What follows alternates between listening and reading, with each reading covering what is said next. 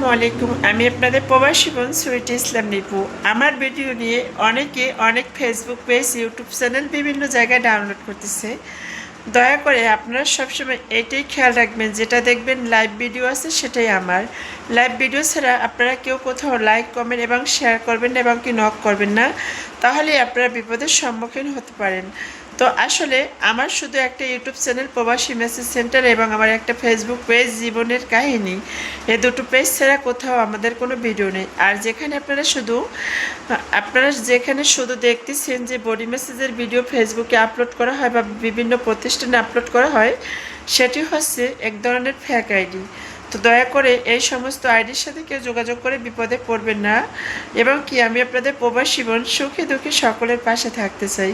তো আজকে যে কথাটা হচ্ছে, আমার সাথে যে ঘটনাটি ঘটলো, রাহাত আমাকে যে কাজটি করেছে সেটি আপনাদেরকে বলবো। রাহাত প্রথমে আমার বাসায় বডি মেসেজের কথা বলে আসছে। আসার পরে সে আসার পরে সিঁড়ি থেকে উঠছে। ওঠার পরে আমাকে বলছে, সুইটি আপু আপনি তো অনেক সুন্দর, মাশাআল্লাহ, আপনার প্রেমে পড়ে গেছি বা অন্য কিছু অনেক কিছু বলেছি রাহাত। তো সেটা শোনার পরে আমি চুপ করে বসে থাকলাম। বললাম, রাহাত আমাকে ছেড়ে দাও, ছেড়ে দাও। তাও রাহাত আমাকে ছাড়েনি। না ছাড়া পর্যন্ত বলল, আমি প্রবাসী, আপনিও প্রবাসী, প্রবাসী হয়ে প্রবাসীদেরকে উপকার করবেন। আসলে আমিও চাইছি প্রবাসীদেরকে উপকার করতে বা প্রবাসীদের পাশে থাকতে।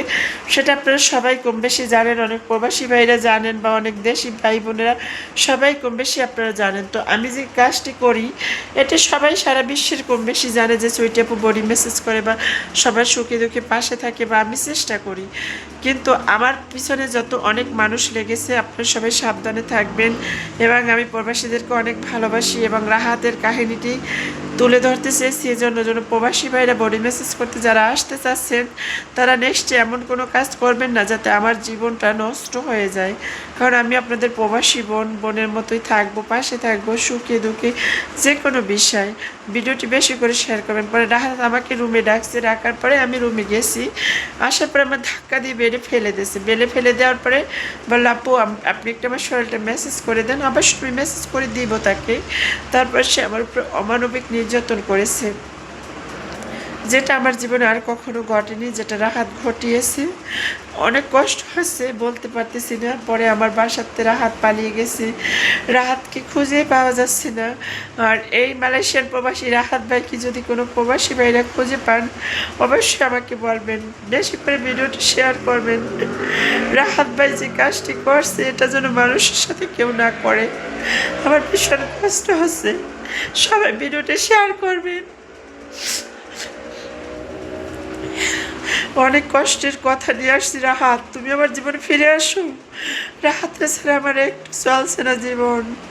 অনেক ভালোবাসছি, বিশ্বাস করছি, রাহাতকে ছাড়া আর আমি একা থাকতে পারি না।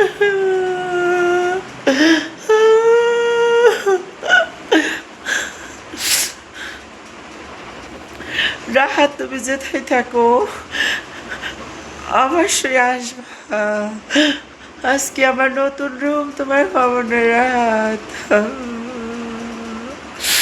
সবাই ভিডিওটি বেশি করে একটু শেয়ার করে দিবেন, যাতে রাহাতকে আমি ফিরে পাই অতি শীঘ্রই আমাদের মাঝে। কারণ রাহাত একটা অনেক ভালো ছেলে, অনেক ভালো মানুষ, আমাকে অনেক ভালোবাসে, অনেক সুখী দুঃখী পাশে থাকে। আর রাহাতকে ছাড়া আমি বাঁচতাম না।